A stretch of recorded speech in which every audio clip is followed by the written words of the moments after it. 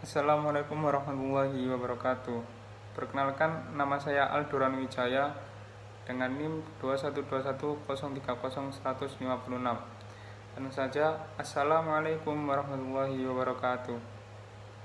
Innal hamdalillah nahmaduhu wa nasta'inuhu wa nastaghfiruh wa na'udzu billahi min syururi anfusina wa min sayyi'atina may yahdihillahu fala mudhillalah wa may yudlil fala hadiyalah. Asyhadu an la ilaha illallah wa asyhadu anna Muhammadan abduhu wa rasuluh la nabiyya wa la rasula ba'da. Allahumma shalli ala Muhammad wa ala alihi wa ashabihi wa man tabi'ahum bi ihsanin ila yaumiddin. Hadirin penonton yang dirahmati oleh Allah, pertama marilah kita panjatkan rasa syukur kita, rasa puja dan puji syukur kita kepada Allah Subhanahu wa taala. Karena Allah Subhanahu wa taala masih memberikan nikmat serta hidayahnya, sehingga kita masih bisa beraktivitas dalam keadaan sehat walafiat. Shalawat serta salam tetap kita haturkan kepada junjungan kita Nabiullah Muhammad SAW, karena berkat beliaulah yang membimbing umat manusia, yang mengajarkan umat manusia dari zaman kegelapan menuju zaman terang benderang, yakni ad-dinul Islam, innad-dina indallahil Islam. Nah, pada kesempatan kali ini kita akan membahas tentang, temanya ialah kita akan membahas tentang kerukunan umat beragama. Nah, perlu kita ketahui sendiri, di negara kita, negara Indonesia, terdapat banyak keanekaragaman budaya, terdapat banyak sebuah perbedaan, baik itu dari suku, baik itu dari ras, baik itu dari bahasa dan lain sebagainya. Ada beraneka ragam suku, misal dari suku Jawa, suku Madura, suku Budak, suku Bandung, Sunda, dan lain sebagainya. Dan ada pula beraneka ragam bahasa, mulai dari bahasa Madura yang berbeda dengan bahasa Jawa yang berbeda dengan bahasa Madura. Nah, mengapa demikian? Hal tersebut sudah tercantum di dalam surat Al-Hujurat ayat ke-13 yang berbunyi, A'udzubillahi minasyaitonirrajim, Bismillahirrahmanirrahim. Ya ayyuhan nasu inna khalaqnakum min dzakarin wa untha wa ja'alnakum syu'uban wa qabaila lita'arafu inna akramakum indallahi atqakum innallaha alimun khabir. Yang artinya, hai manusia, sesungguhnya kami menciptakan kamu dari seorang laki-laki dan seorang perempuan, dan menjadikan kamu berbangsa-bangsa dan bersuku-suku, supaya kamu saling mengenal. Sesungguhnya orang yang paling mulia di antara kamu di sisi Allah ialah orang yang paling takwa di antara kamu. Sesungguhnya Allah Maha Mengetahui lagi Maha Penyayang. Nah, jadi sudah jelas, tujuan adanya perbedaan di antara kita ialah supaya kita saling mengenal. Nah, ayat tersebut menjelaskan bahwasanya Allah di dalam surat Al-Hujurat tersebut tidak menggunakan hanya kepada panggilan orang beriman. Ayat tersebut menggunakan seluruh manusia tanpa kecuali. Jadi di dalam ayat tersebut tidak hanya orang beriman saja yang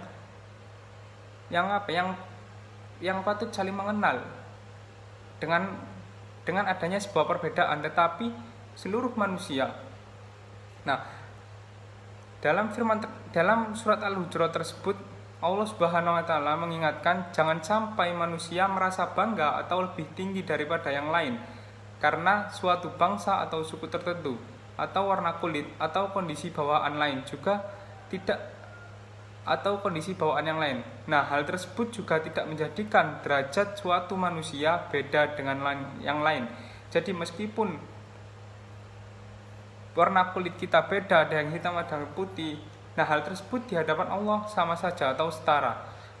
Yang membedakan ialah kualitas keimanan dan ketakwaan seseorang di hadapan Allah Subhanahu wa taala.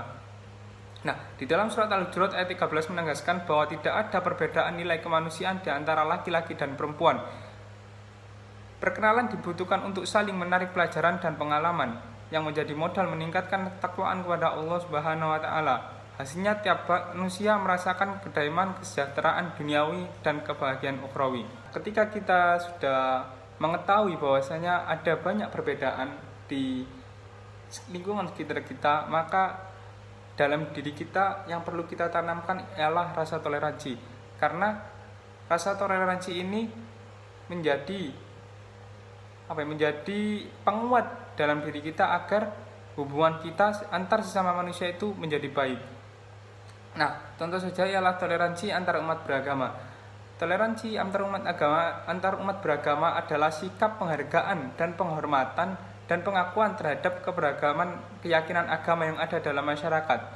Nah, seperti contohnya ialah antar umat beragama bisa dilihat dan diterapkan adalah hidup berdampingan secara damai dengan individu atau kelompok memiliki keyakinan agama yang berbeda tanpa ada tindakan diskriminasi atau bahkan kekerasan.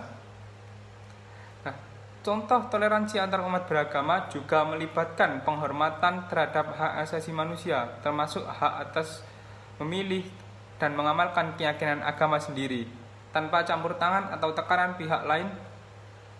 Nah, toleransi ini juga mencakup pengertian dan penghargaan terhadap praktik-praktik keagamaan secara simbol dan tradisi yang dimiliki oleh kelompok lain.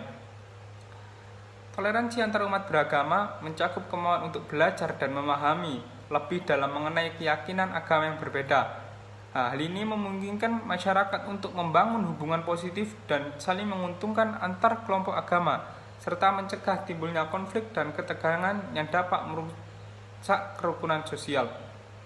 Nah, ketika kita sudah mengenal toleransi dan sudah menerapkan toleransi dengan baik, hal tersebut akan berdampak bagi kita, berdampak bagi lingkungan kita, akan membuat nyaman dan membuat lingkungan kita sebaik mungkin. Dalam artian membuat lingkungan kita menjadi aman, damai, tentram, dan sentosa ketika kita sudah menerapkan rasa toleransi. Sikap toleransi dalam kehidupan sehari-hari mencerminkan bagaimana kita memperlakukan orang lain dengan keyakinan agama yang berbeda secara positif dan menghormati perbedaan tersebut.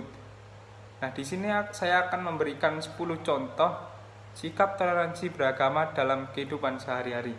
Yang pertama ialah jika seorang teman mengundang Anda untuk menghadiri perayaan agama mereka, seperti misalnya ada suatu kegiatan di masjid, ada suatu kegiatan di gereja, atau ritual agama-agama lainnya.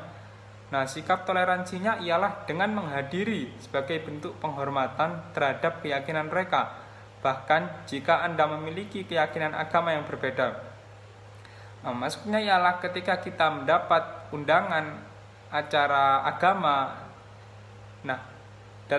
diri kita menerapkan sikap toleransi, yakni kita hadir hanya untuk sekedar menghormati, bukan mengikuti acara mereka, mengikuti benar, tapi kita hanya sekedar menghormati. Lalu yang kedua ialah ketika kita berbicara tentang agama orang lain, penting untuk mengungkapkan pendapat dengan hormat dan kebijaksanaan. Hindari membuat komentar yang merendahkan atau menghina keyakinan agama lain. Lalu yang ketiga ialah ketika ada anggota komunitas yang merayakan hari-hari keramat atau liburan agama mereka, sikap toleransi dari kita adalah untuk memberikan pengertian dan dukungan, bahkan jika Anda tidak merayakan hal tersebut. Lalu yang keempat ialah contoh lain dari toleransi adalah menghargai simbol-simbol agama yang berbeda. Ini berarti tidak mengganggu atau merusak tempat ibadah, seperti tidak merusak gereja, masjid, atau kuil-kuil, serta tidak meremehkan atau menghina simbol-simbol agama seperti salib, bulan sabit, atau yang lainnya. Lalu yang kelima ialah berusahalah untuk tidak membuat asumsi negatif tentang seseorang berdasarkan keyakinan agama mereka. Yang keenam ialah ikut serta dalam kegiatan sosial bersama dengan komunitas agama yang berbeda, seperti proyek kemanusiaan, penggalangan dana, atau kampanye sosial. Ini merupakan hubungan positif antar kelompok agama. Yang ketujuh ialah jika Anda seorang pendidik atau orang tua, mendorong pendidikan yang inklusif tentang berbagai agama di sekolah atau dalam keluarga sangat penting. Lalu yang ke-8 ialah sebagai umat beragama, kita harus menghormati perayaan hari-hari besar agama lain, tetapi tidak boleh ikut serta dalam ibadah di tempatnya. Lalu yang ke-9 ialah memberikan kesempatan kepada teman-teman yang berbeda agama untuk berdoa sesuai agama masing-masing. Lalu yang ke-10 ialah memberikan rasa aman kepada umat lain yang sedang beribadah, di mana jika kita tidak mau diganggu saat beribadah kita harus menghormati orang lain yang saat beribadah. Nah, itulah 10 contoh toleransi antar umat beragama. Nah, hal tersebut bisa kita terapkan dalam kehidupan sehari-hari. Ketika kita sudah menerapkan hal tersebut, insya Allah di dalam hidup kita akan ada rasa aman, damai, tentram, dan sentosa. Nah, itulah kultum atau ceramah singkat dari saya. Saya berpesan kepada para penonton bahwasanya sebuah perbedaan tidak ada yang namanya menghalangi indahnya sebuah perdamaian. Nah, jika ada salah kata, saya mohon maaf sebesar-besarnya. Nun wal qalami wa ma yasturun. Assalamualaikum warahmatullahi wabarakatuh.